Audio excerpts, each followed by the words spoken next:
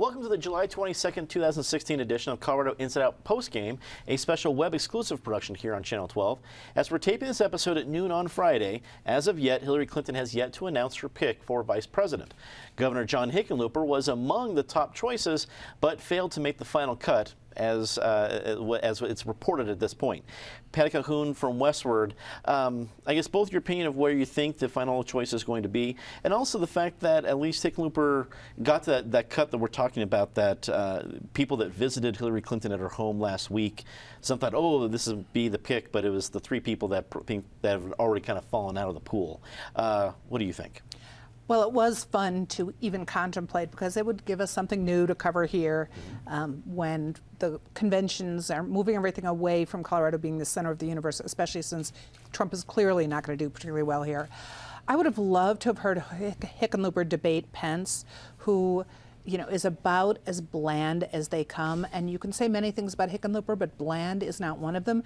When you have Pence talking about how first he's a Christian, and then he's a conservative, and then he's a Republican, imagine what Hickenlooper's lineup would have been. It could be like, I'm a brewer, I'm a goofball, I'm a Renaissance man. I mean, there's so many things he could have said, and I think we can still come up with that lineup for him. But it's disappointing for Colorado because it would have been fun to liven up the rest of the campaign for us in what is just a grim choice on top. It certainly looks that way. David Copel from the Independence Institute and DU Law School. I think the general idea was that Hickenlooper was a little bit of a long shot. There wasn't the exact political formula that said he would be able to bring this, that, the other thing. What did you think of him making at least the top tier finalists? Good for him, and I'd say good for Hillary Clinton's judgment for at least bringing him that far along. He is many things, but a good debater is not one of them. But Tim Kaine, the former governor of Virginia, now U.S. Senator, who also, like Hickenlooper, has a background as a, definitely Democratic left wing, but not ultra hardcore left, successful governor of a moderate state.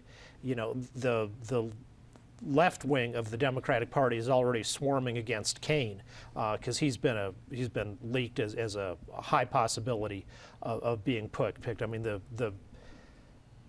we elected in 2008 a guy who had a lot of Marxism in his background, including his beloved mentor, Franklin Marshall Davis, I believe was his name, a Stalinist. But it's much more out of the closet these days with the Bernie Sanders crowd, when large fraction voted for a guy who hung a Soviet Union flag on his mayor's office wall when he was mayor of Burlington, Vermont. So it's going to be hard for Hillary to thread that if somebody is successful and competent in governing versus satisfying the Marxist wing of the Democratic Party. But I say whoever she chooses, it's going to be an improvement on the ticket, because it won't be somebody who violated the Espionage Act and betrayed our national secrets. It won't be someone who's taken millions of dollars in bribes from foreign dictators. And given that both she and Donald Trump, after their lives of impunity, might actually end up getting impeached, the vice presidential choice is going to be important.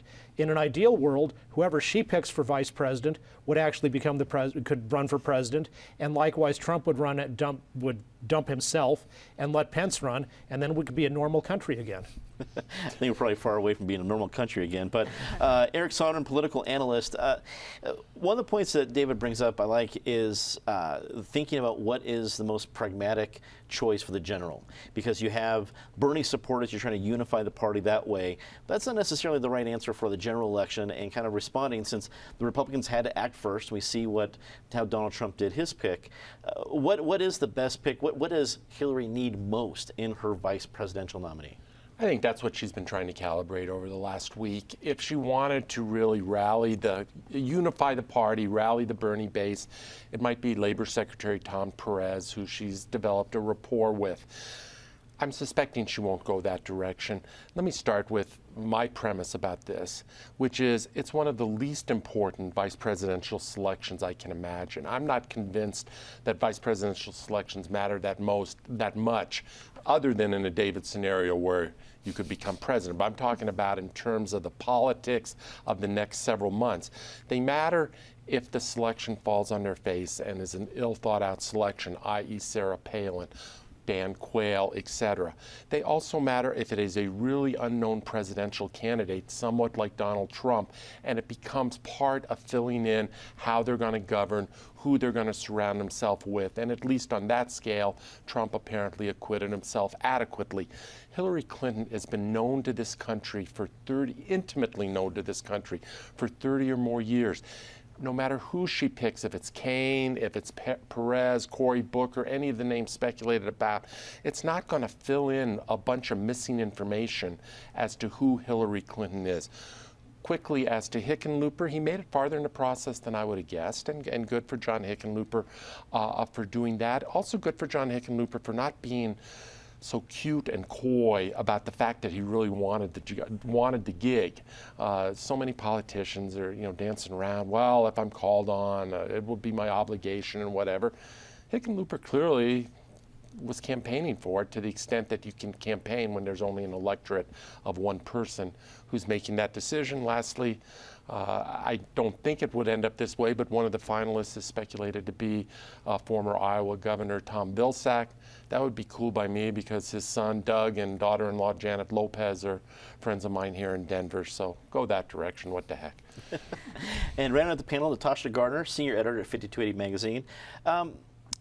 On the national scale, we've seen the VP pick kind of come and go for Governor Hickenlooper. Are his national level 15 minutes up? I don't think so. And I think that he would definitely be, if he was on the short list for VP, that means he's probably on the short list for a cabinet position or something else within a Hillary administration if she would win, which actually presents some interesting possibilities in Colorado. If he was not to fulfill the length of his term, the next person in his line is our lieutenant governor. Now, our lieutenant governor has shifted recently as well, and right now it's Donna Lynn. People don't know a ton about her, partly because she hasn't been in the public eye in the way that most elected politicians are. She was appointed to this. She was a former executive at Kaiser Permanente. Interestingly, she's worked under, I think it's 4 different mayors in New York City. So while she may not have held an elected office, she has a ton of policy experience under sort of both Democrats and Republicans. So, this could be a historic moment for Colorado. If Hickenlooper made the move to Washington, D.C., we could end up with our first female governor. History indeed. That's all the time we have for Colorado Inside Out postgame this week. Leave us a comment, tell us what you think. For everyone here at CPT12.org, I'm Dominic Dezzutti. Thanks for watching.